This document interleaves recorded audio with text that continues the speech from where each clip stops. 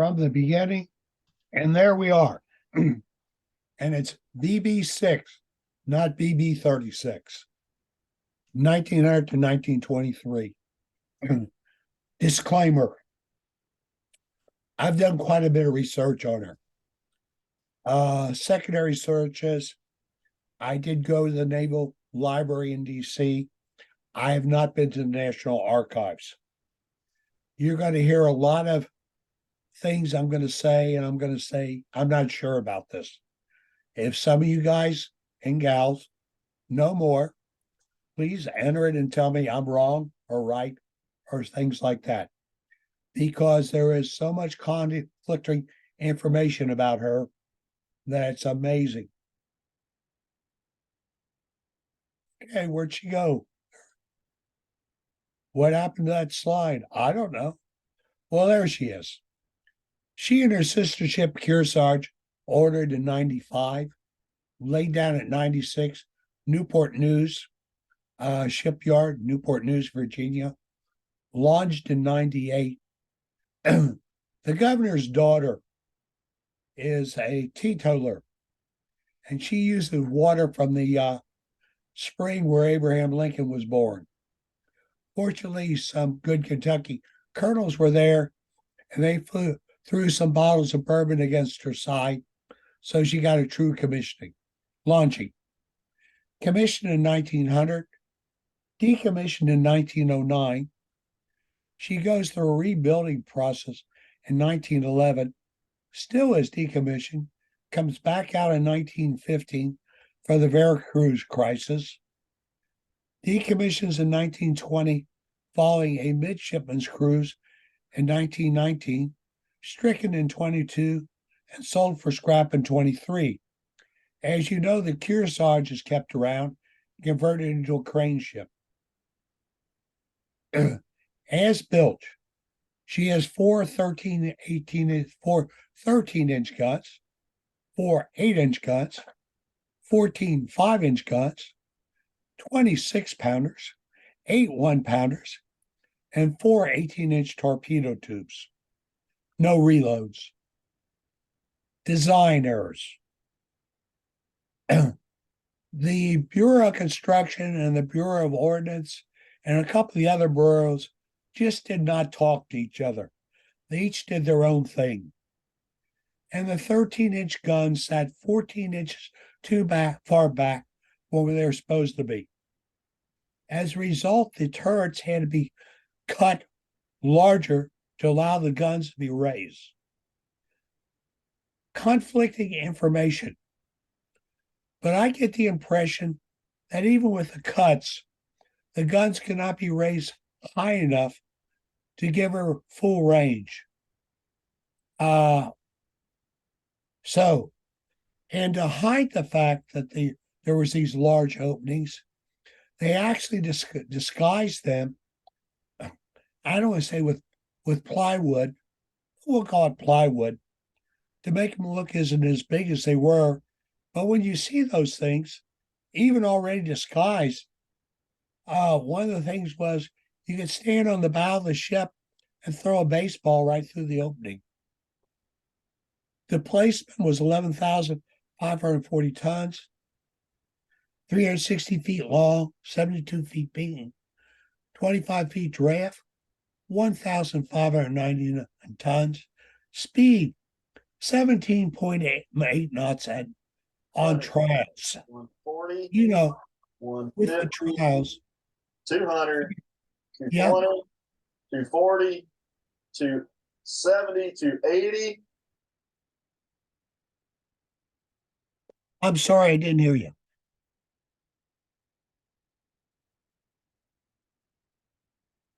Are you okay?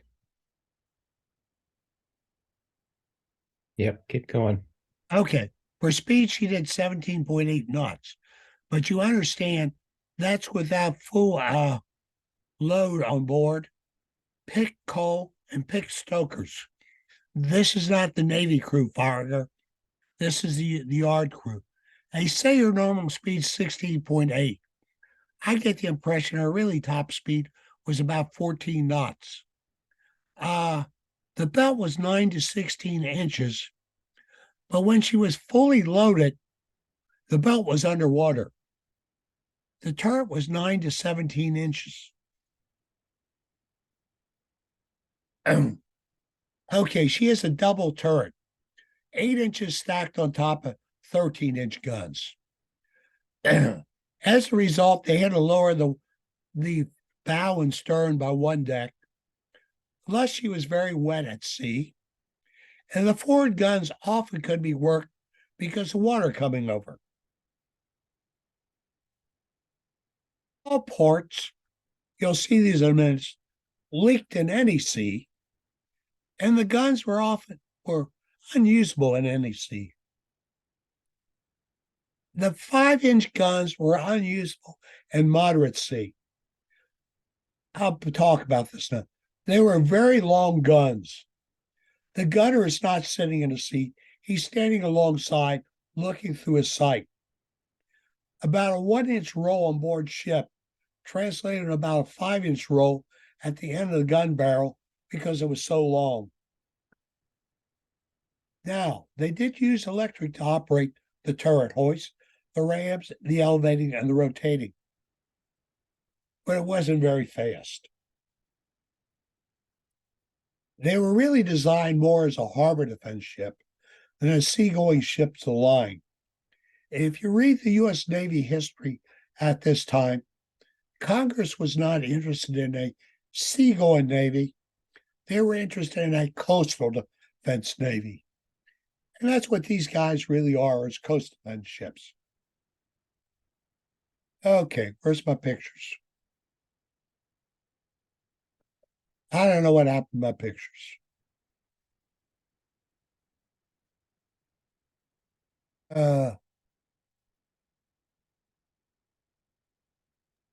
Scroll to just, I tried just scrolling through the next one.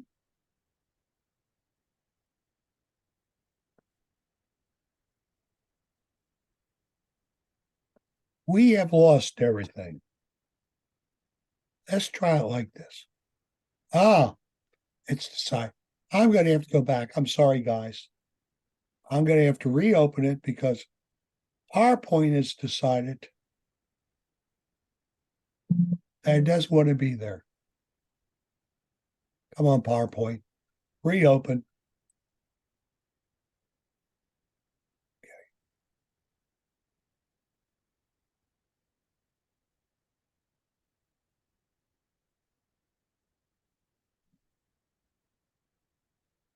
Don't ask me why, but it has decided that PowerPoint can't read something.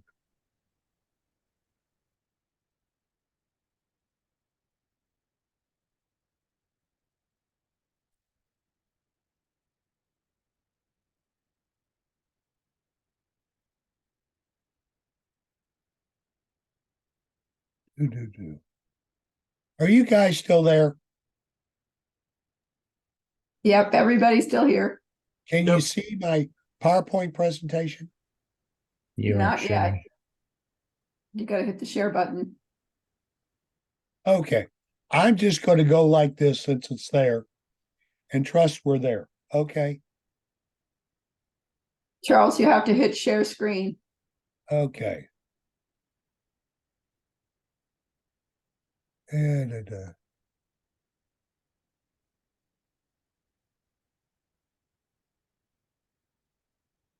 well,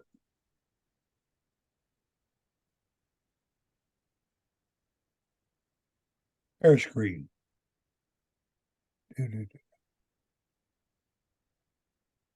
Okay, we seen it again. Yep. Okay. business. Okay, here we go. A leaked. There's a idealized picture of her. The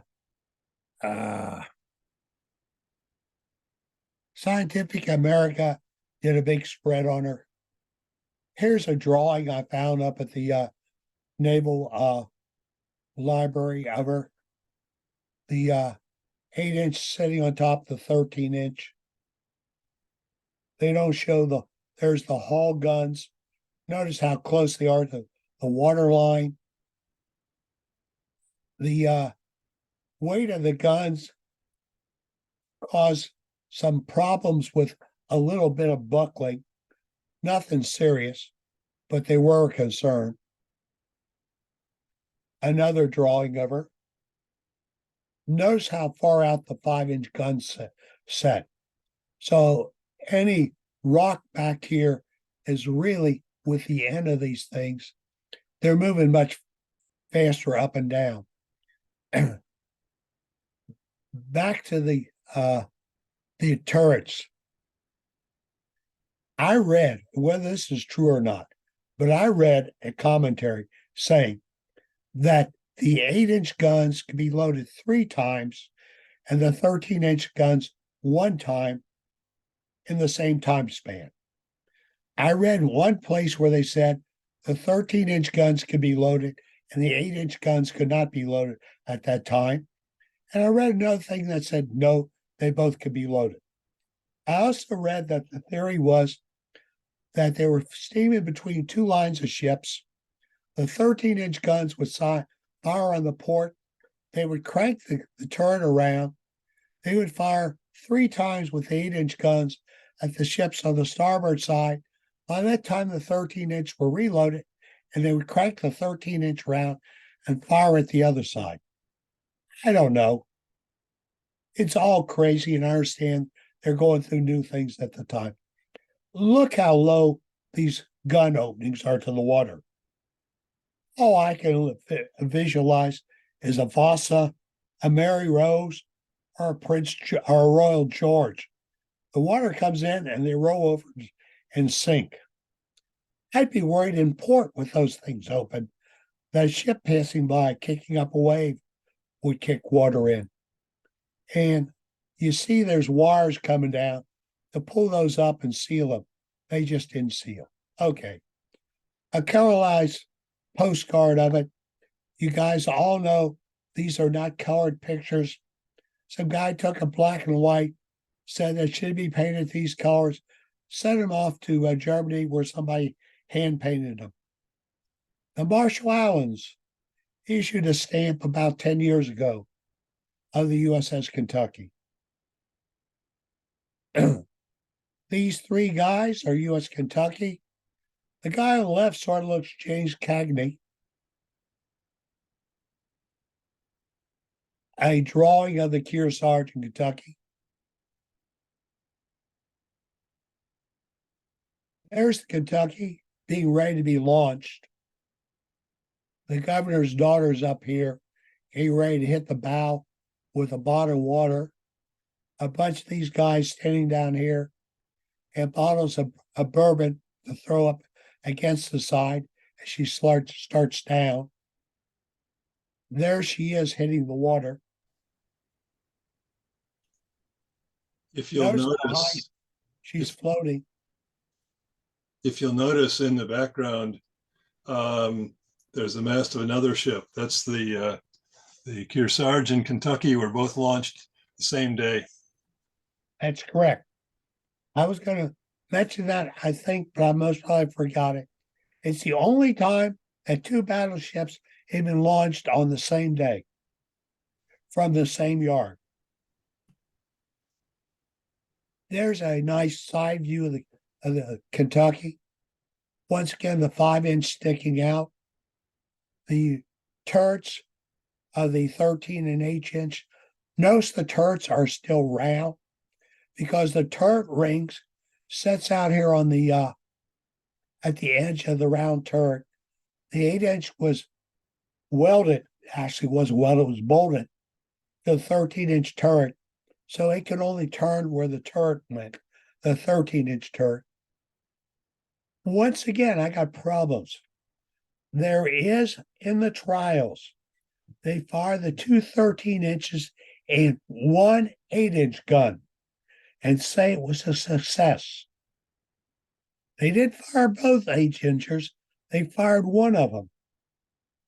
I don't know if they were ever able to actually fire both 13 and 8 and the two 18 inches and two 13 inches at the same time. So I said, I've not gone to the Library of Congress to really dig. There's the ram bow.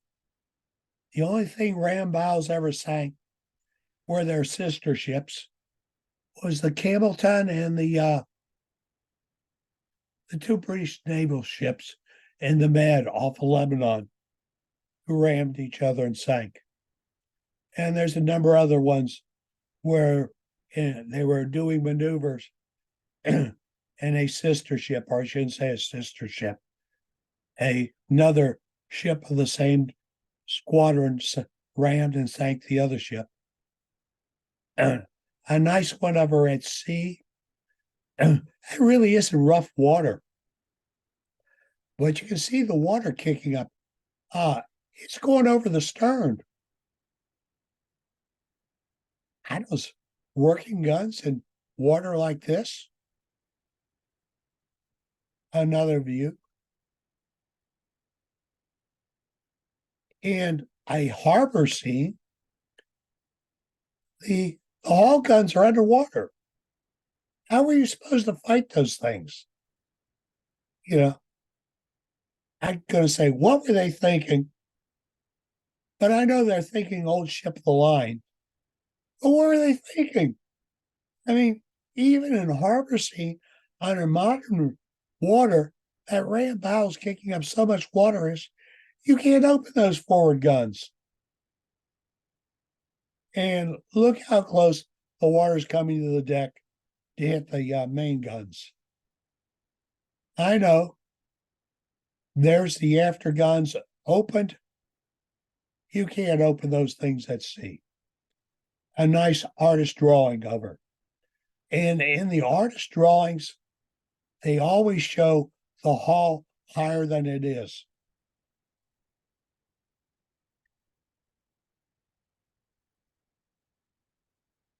Another artist rendition on a postcard. Notice they decided to make the white gray. I got guys who are railroad modelers, and they're always trying to match their model to a color on a postcard. I keep trying to tell them the color on the postcard's got no relationship to what the railroad painted the ship. Okay. The Kentucky at sea. Yeah, the water would be coming up and over the bow. I'm sorry. Another view of the Kentucky. The captain's cabin, and my mind shut down as who the captain is. You want to talk about a fire breaking out? You know, what were these guys thinking? Or they weren't thinking. But you couldn't go in battle with a cabin like that. Or even if you drop the match in there. Oop. Okay. Scientific America showing the target manning a 5-inch, no, those are 6-pounders. Another view. Notice they're just standing, sighting on out through there.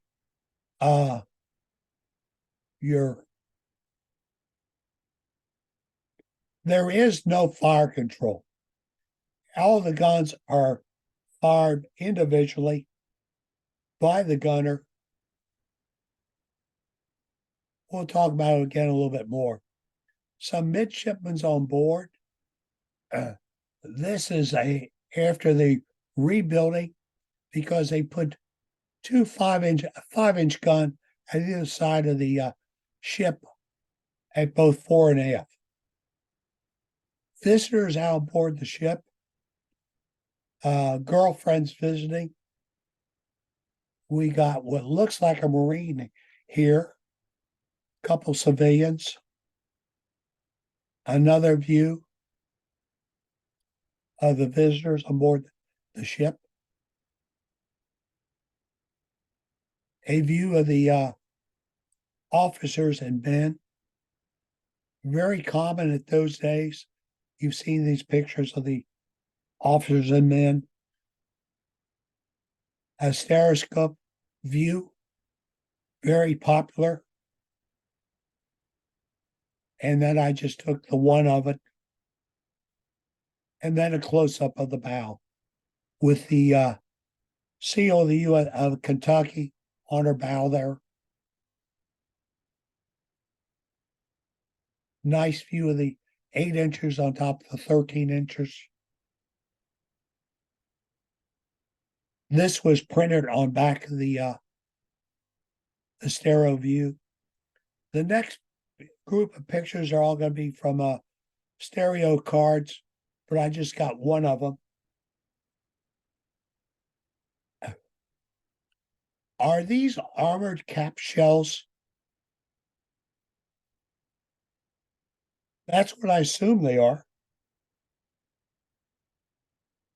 Well, no comment from the peanut gallery, so a nice view of the excuse me, 13 and 18 inch 13 and 8-inch guns, which an officer standing there posing.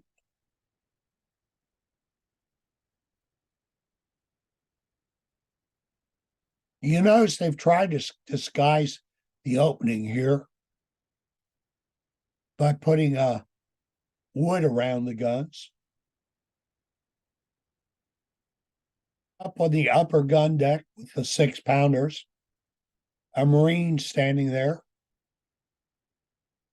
with the ship boats above him.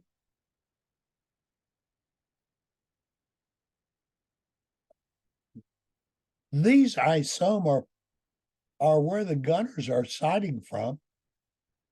A view down at your guns. Once again, I assume that like the modern guns, they could not all be fired at the same time, or the shells interfered with each other. But yet again, they're being fired separately. So I don't know how you kept the shells from wobbling. I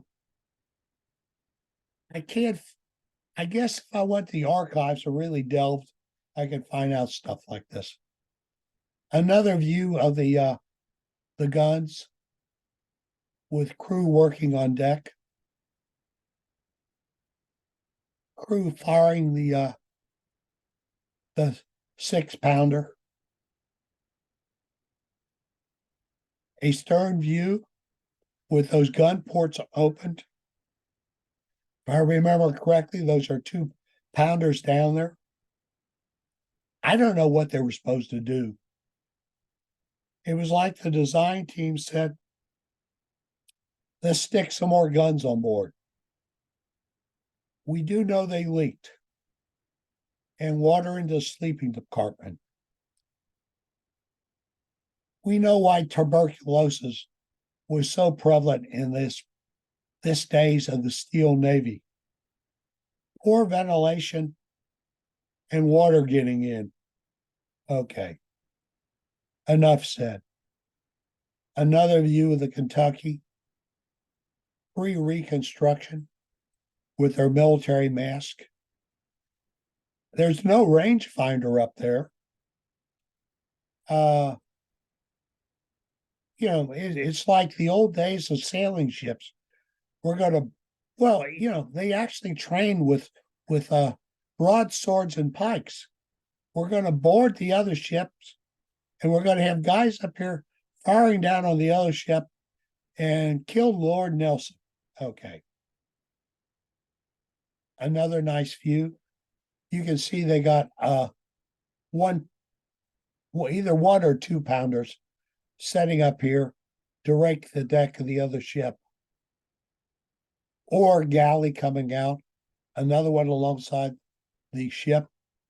The big thing in those days was, of course, the races between 2 ships with the sailors rowing.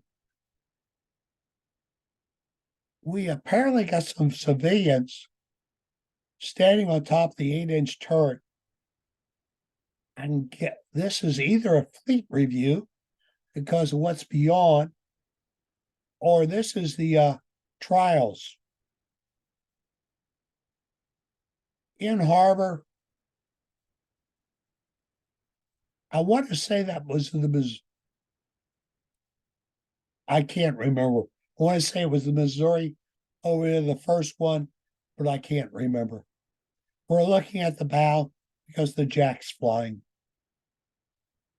I stuck this in, even though it's a bad picture. She's at Portsmouth, tied up at the dock. I wish it was a better picture, but you go with what you find. The air scoops to force air down on deck. They only really worked when you were at sea and steaming. The good of Dennis J. Buckley, DDR 808 that I served on. We had force ventilation, which really didn't work, but it was better than nothing. We did have air conditioning in CIC in the Radio Shack. Poor guys down in Sonar did, but Radio Shack and CIC did. Didn't work very well, but we had it.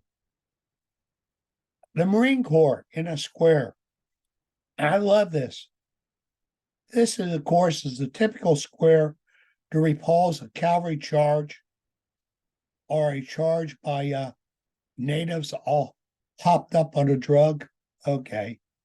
We got a old sailing ship in the background.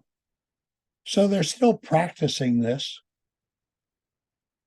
I believe the last time soldiers formed in a square in the U.S. Army was I'm not even sure they ever did.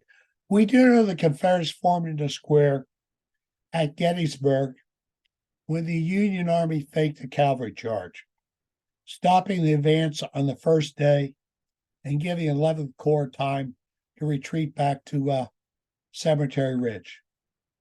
Another nice view of the turrets. These hatches had to be closed in seas because otherwise you were just going to flood the decks. Another view, basically the same view. Machinery up on the upper deck for launching the boats.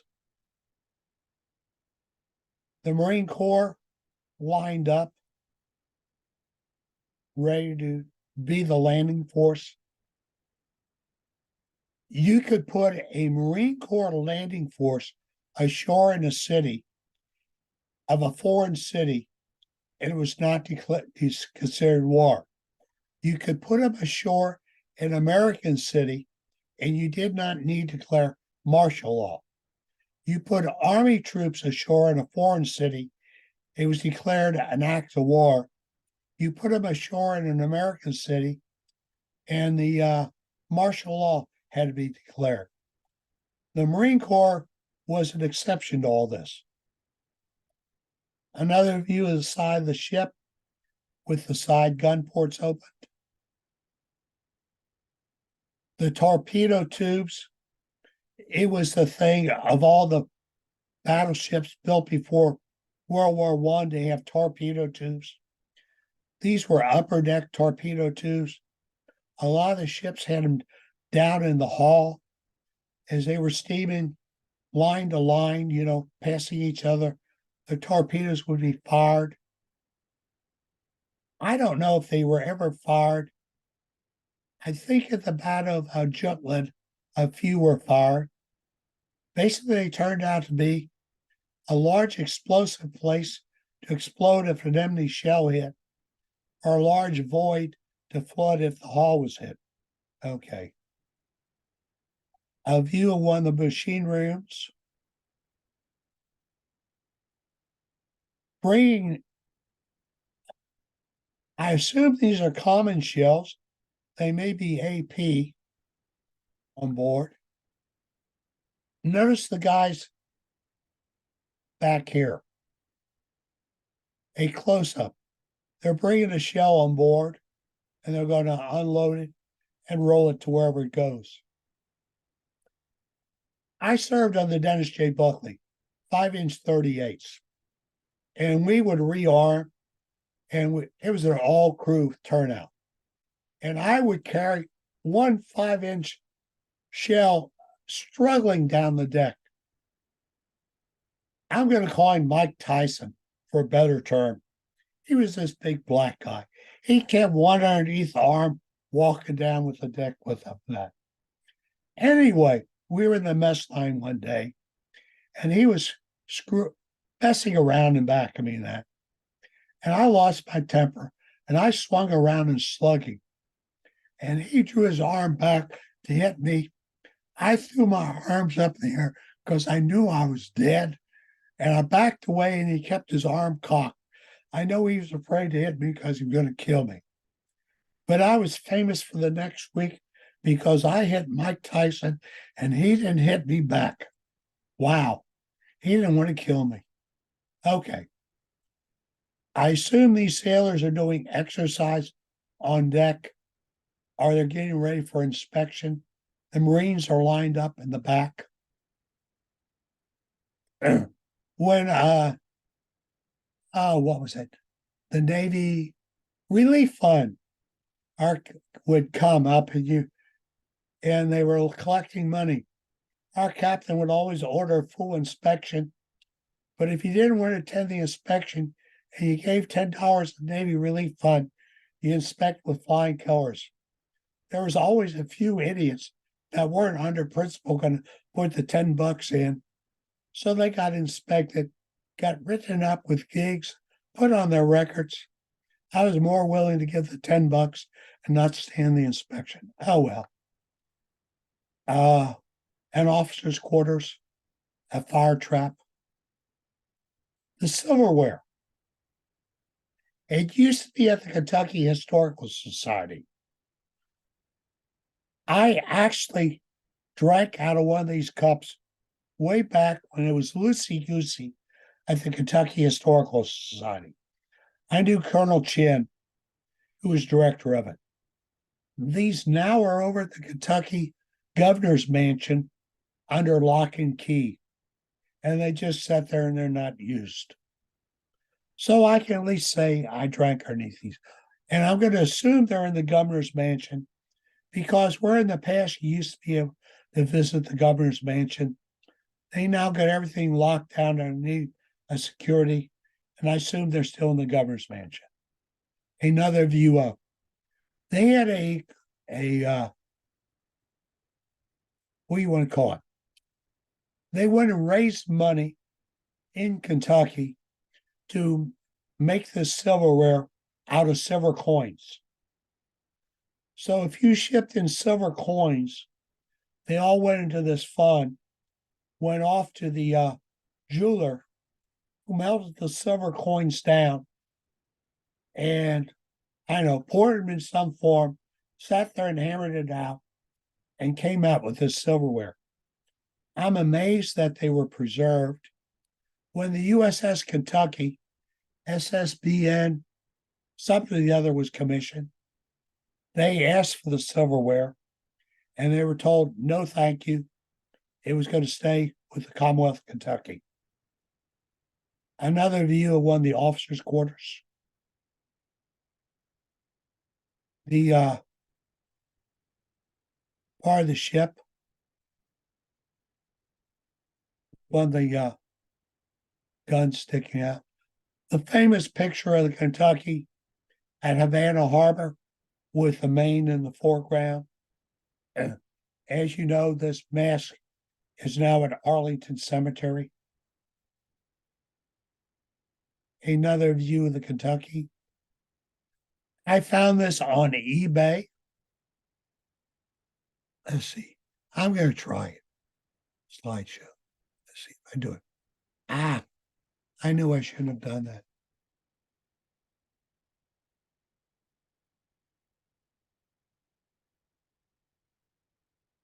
There it is.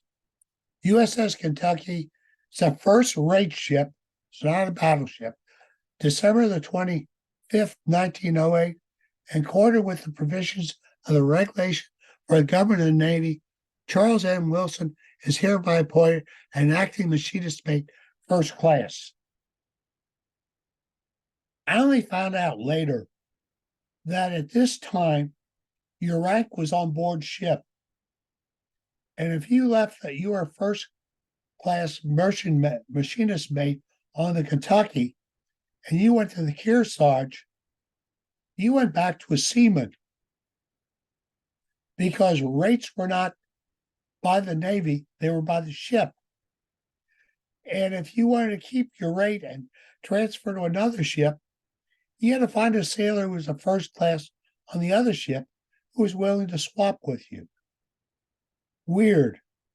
But there was no Navy-wide rating of people. You were rated by your ship, the captain's name down there. A close-up of the seal of the Kentucky. You can see it here. I apologize for not having tried this sooner. There's the seal. They have been having a meal on board the ship, and they have invited the crew of the okay, you guys can read it. I assume it's a German ship to come on board and have the meal with them on May 8th, 1907. I assume this is during the Jamestown exhibit where they had all the ships there. Oyster soup, roast turkey, chestnut dressing, lettuce salad, sliced tomatoes, baked ham, celery, chicken salad, radishes.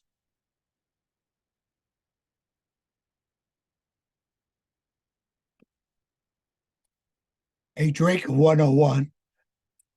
It's pre-Secretary Daniels Day, so we're having beer, Swiss cheese, ice cream, cakes, bananas, oranges, and apples. Wow. I put this card in because it's sent by the bandmaster on board the Kentucky, who's a German. His letter is written in German. His postcard is. It's mailed from Yokosuka, Japan. No, I take it back. Kobe, Japan. And it reads to his son, Dear Arthur, I'm hoping you're enjoying your vacation. You had lots of fun. Before you go back to daily work, I wish you a Merry Christmas with many greetings to you, your mothers and brother, with your love, and Osman, who's bandmaster. Please send me a new notebook for the year 1904. Excuse me. This view of the Kentucky is used to sell pens. Some of you guys are old enough to remember fountain pens, where you had it loaded with ink. They had a display at the local museum of ink pens, and people didn't know what they were. Ink pen? Yeah, I had one on my desk at school. You dipped it into ink, into the ink well, every so often to write. Okay, old guy. A close-up of the drawing of the Kentucky. No real relationship to the ship. Okay, a postcard, a colored postcard up on the deck. Landing the landing team. Notice they're in a square, ready to repel the cavalry charge. I assume those are Craig rifles they have, since I doubt they've gotten the 1903 Springfield. Notice in the background, the gun with the guys lined up to pull the gun. I was fortunate enough to go to the Royal Tournament in London 3 times and see the Limeys, the Tars, the Oak of England pull the gun in the Ladysmith reenactment of the Portsmouth and the I forget what the other yard was. Anyway, we'll skip it. Wrestling on board the ship.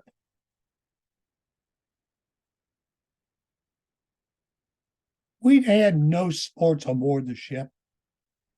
There was occasionally a boxing match ashore which some of the guys participated in. But I was a lover and not a fighter. A cockfight. Oh my God. Throw all these guys in jail. They just raided a cockfight last week in Kentucky. I went to a cockfight in Bacolod in the Philippines. Anyway, I met these guys and they took us out around. Turned out they were, I said guys, male and female. Turned out they were the son and daughter of the mayor, not the mayor, the governor of the Nicholas Allen. And they took us to a cockfight. The captain and all the officers were there, and we were taking the seats directly in front of the captain.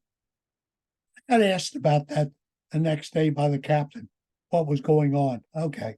Anyway, the landing team returned to the ship. Around the Horn with Fighting Bob. You know, he took the fleet around the Horn. Bob was so sick. Bob Evans, that is, not the Bob Evans of the restaurant fame. He was relieved at San Francisco. But the heading of this booklet, it's got a picture of all the ships, was of the Kentucky. This was a drawing of all the ships going around, and there's the Kentucky right there.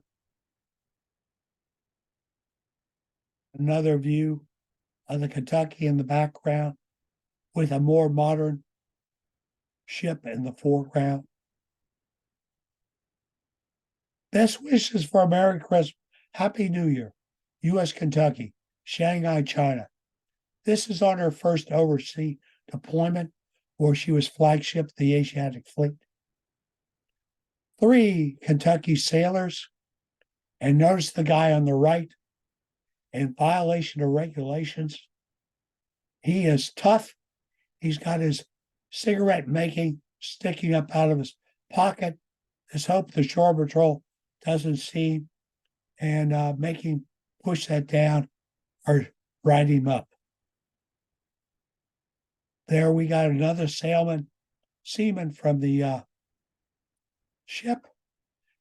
Shanghai Lil. Okay, who's Shanghai Lil? Can I hear anything from the peanut gallery? Shanghai Lil.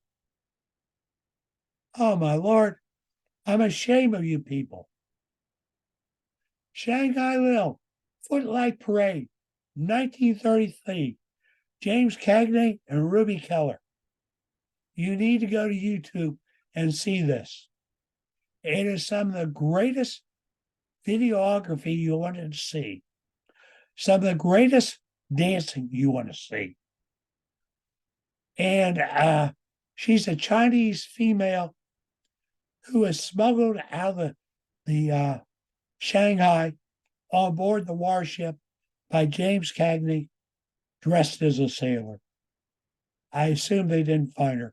Anyway, a Coupler Ball, Sailors and Marines, Redondo Beach, 1903. I don't know if any of you guys ever went to a dance in which there were dance cards and you went around and met the young ladies and got their names, and that's who you danced with. I did this once at Lawson Academy, where I was invited with a bunch of other guys from Newport Catholic. You understand I'm a Catholic. Lawson was an all-girls Catholic school. And we went over there, and it was a formal dance, and you had dance cards. We were being taught to be gentlemen. I don't think it stuck with me. But all the dances, and when the dance started, you found your young lady and you danced with her. Quite a night. You don't really need to know this, but what the heck? There was a hierarchy in Northern Kentucky.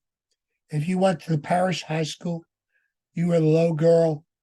A little bit up, you went to ANDP, Academy of Notre Dame and Provost. The next step up was La Salette. You went to Notre Dame Academy. These are all girls' schools, you understand. Man, you were at the top of the mark. You went to Vilma Donham Academy, the girl did. You took her on a date, which never really happened. But if you did, you took an umbrella with her in case it rained, because their noses were so high in the air, if it rained, they were drowned if you didn't have an umbrella. Hey, I married an Academy of Vilma Donham girl. Okay, on we go. U.S. Kentucky, Merry Christmas. From Hong Kong. With love and Merry Christmas from Ralph, Hong Kong. A listing of their voyage in 1903. You notice they were in Victoria, which is actually Hong Kong, the second one down. Victoria was the capital city of Hong Kong, located on Hong Kong Island. We're going to cross the new territory, which was their, I would say it was Kowloon over there. As sailors were allowed in Victoria and Hong Kong, but they didn't like you to go over to Kowloon. I got escorted back to the ferry. Anyway, another story for another time. A bunch of sailors in the Philippines. This guy right here. Large guy, right of is Theodore Newsker of Casco Blue fame. I don't know why in Japan. He died of influenza in Rio. Another picture of the Kentucky. We finally got to the thing you're waiting for. Some postcards. Well, this is the back of that postcard. You can see it was not mailed from on board the ship, but it is a ship postcard as far as I'm concerned. Mailed from Newport, correction. I can't read that, I'm sorry. New York. There's another Kentucky postcard. And I will let you read that if you want to. But I won't. I'm going to scoot on. An honorable discharge. Notice you're not being discharged from the Navy. You're being discharged from the ship. When I was discharged from the Navy at Long Beach, I left the ship, went over to Long Beach Naval Station, went through a bunch of talks and things like that, which I didn't pay attention to, which I should have paid attention to. And I was exited out of the Navy, receiving no medals, no ribbons, no nothing, just a push out the door. And someday I'll tell you about my finding out I got in four medals. Another story, another time. Enlisted record, once again found on eBay. eBay is a great place to find neat stuff. She was rebuilt in 1950 with cage mask, 4 additional 5-inch guns, Bull Bourbon again.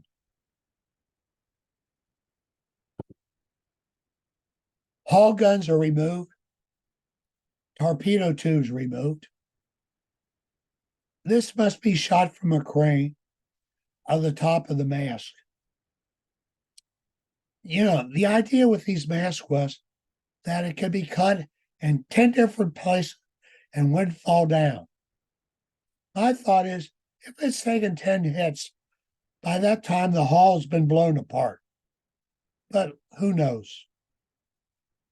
A picture which a cage mask. The lower guns have been removed. All of these are still there. The upper guns are removed, but the 5-inch are still there. Another view. Upper gun's gone. As I said, they had problems because In NEC, the 5-inch guns rolled. Another view of the cage mast with all the searchlights on board. I'd hate to be the guy trying to man those things. Okay, we finally got there. From the Veracruz, they got Mexican stamps on board.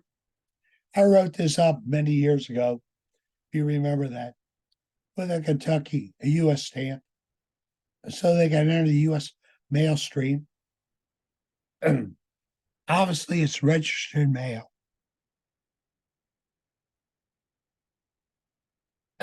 Another mail from the Mexico. The Mexican stamps are not canceled, but the U.S. stamps are. A close-up of the cancel. Once again, registered mail. Another Mexican mail letter, USS Kentucky, but not all the stamps are canceled. Yeah, they are canceled, but the Mexicans really aren't. Received in New York, post office. I assume this is an artistic drawing of the Kentucky at sea. And maybe a photo. But man,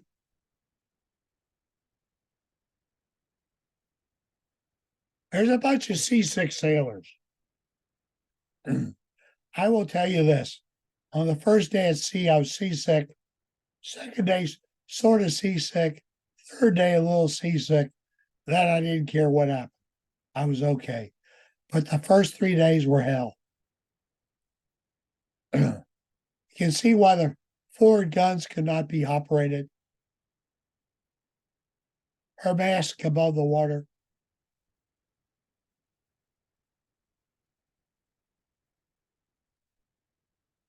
No, since we got a lady present, and this is going to go on YouTube, I will not go the roll and rock saying us sailors did. Okay. Memories. This was on the back of the thing. eBay's the greatest thing come along to find odds and ends of stuff. I'll back up. Well, okay. During World War I, well, in 1915, she's recommissioned. She goes to Veracruz, comes back for World War I, is used as a training ship. She loses her 5-inch guns, which are used as self-defense weapons on merchant ships. And then in 1919, she's used for the merchant ship cruise. Whoa, look at that sailor. Really decked out. I got a Donald Duck hat, but I never wore it. I just wore my white hat. When I went through boot camp, it was strange. Some of us got Donald Duck hats. Some of us didn't. I got a Donald Duck hat. Some of us got 13 blues. I did not. I just got zipper blues. It was like it was at the end of the supply line. And I think we were the end of getting the Donald Duck hats and end of the 13 button blues. So I never had a 13 button blue. I had all zippers. Coast Guard, U.S. Kentucky, 1918, the war zone, but she's being used as a training ship in the Delaware Bay, the Chesapeake Bay. A close-up of. This was mailed from the chaplain's office with pass by censor up here. Once again, I wrote this up many years ago in the log. And a close-up and close-up by pass by censor. These were also written in the log many years ago. And a close-up of the cancellation. eBay fines back then. I really should have dug more into who these people were, but I didn't. Close-up of the cancellation. USS Kentucky, April 5th, 1919. I'm assuming that this is being drawn by a midshipman on the midshipman cruise. That's my guess. Because this is about the time the middies are taking their cruise on the Kentucky.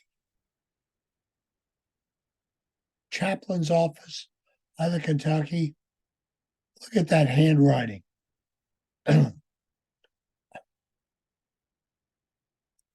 I am amazed at the kids who cannot read handwriting today.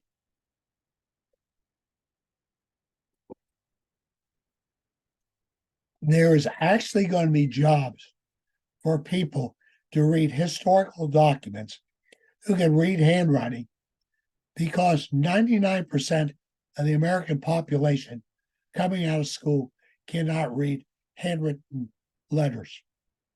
Weird. Dear Mother, I believe this was in my article. Chaplain's office. A close-up of the cancellation. Another 1919. And a close-up of.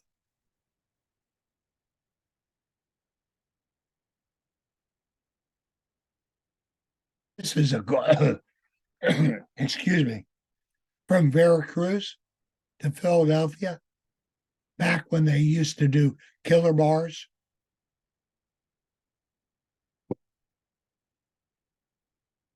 A postcard. Passed by censor, but not canceled. But it's from the USS Kentucky.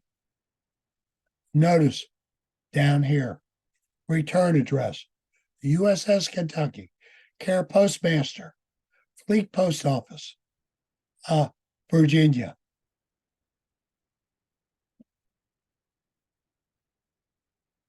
Passed by censor, November 28th, 1918. The war is over, but the war is not over. I think it's 1922, before we signed the peace treaty with Germany. We do not sign the Versailles Treaty, ending the war. We signed a separate peace with Germany. I think it's 1922. It's really weird the way we do things in World War I, thanks to President Wilson. Anyway, another story. Passed by censor with a Navy cancellation, but it's USS Kentucky, Fortress Monroe, Virginia. Care of Postmaster, New York, USS Kentucky.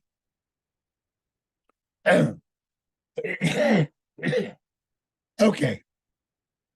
I said 1918, the 5 inches were removed. I think the four inches on each quarter of the decks were retained, or at least the 2 at the bow. They did add 2 3-inch AA guns. Commemoratory covers. This was done October the 30th on board the USS Miller. I have no idea who did this. I got 2 of these off of eBay. Different stamps. Same cancellation. Same cancellation. If any of you know more about this, I'd be happy to know. Morgan County Sorghum Festival. I went up there one year and worked it with a buddy of mine. Sorghum, it comes from cane. You have a millstone flat. You have a millstone that rolls. You have a horse tied to the millstone that rolls. Sugar, oh, I can't even pronounce it. Comes from a cane. You feed the cane in, the millstone squeezes the sorghum out, which is a juice, goes in a kettle, which is a fire underneath it. You take a paddle and you scoop the scum off of it. And you wind up with sorghum, which is like maple syrup. And you sell it in Kentucky. It's not as popular as it used to be, but it's still around. West Liberty is a eastern Kentucky mountain town, and it is located east of Liberty, Kentucky. I can't explain it. Another one.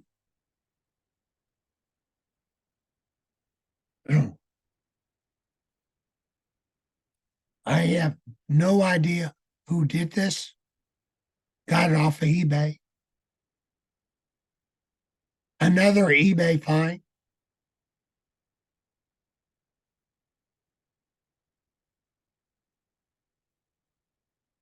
Another eBay find.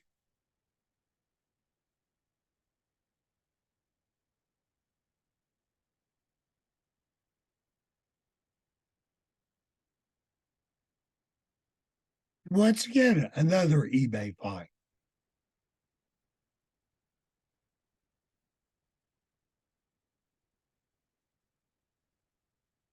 Any of you guys know who did these? I'd be interested. And again, another eBay. I cannot tell you how much money I pour through eBay. My wife reminds me every time she gets the credit card account in, a close up of the cancellation.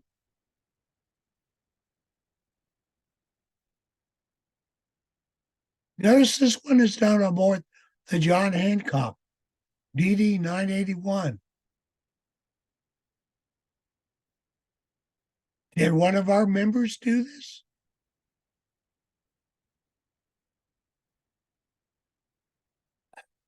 USS Kentucky BB-6 station.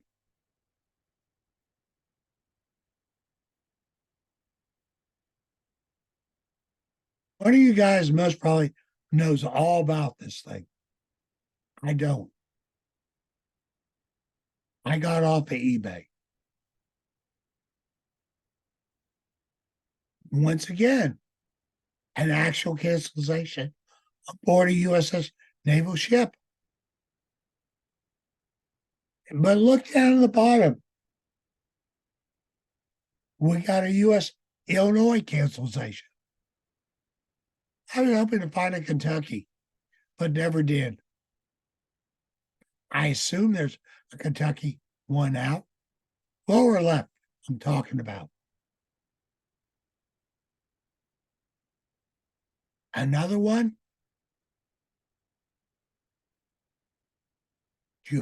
Yokohama, Japan. Could tell you some stories about Liberty there, but I won't. This was done by the Frankfurt Stamp Club.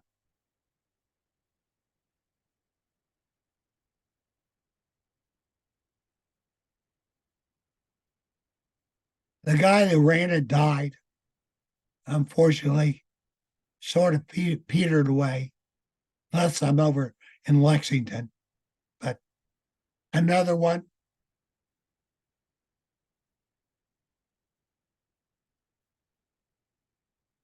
Aha! Paintsville, Kentucky. Apple Festival.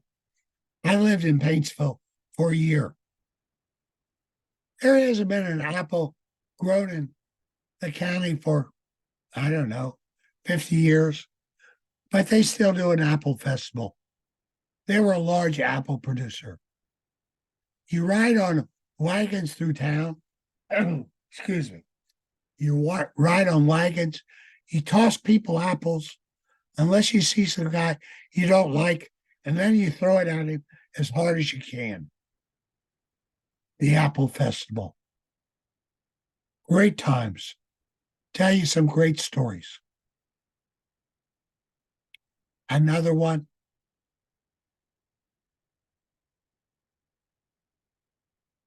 Another one from Yokohama.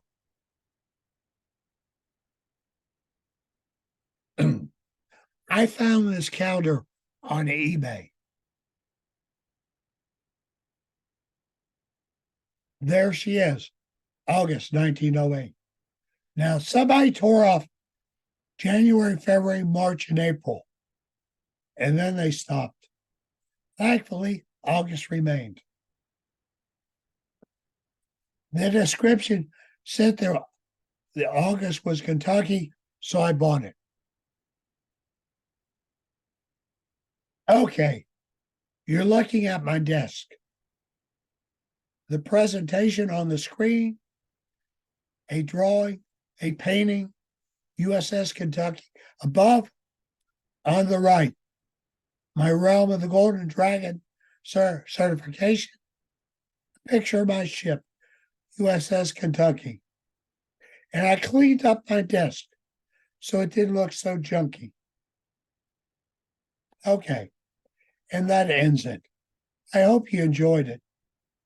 I'm sorry about my voice dropping out. So, I will open for any comments, questions, or whatever. That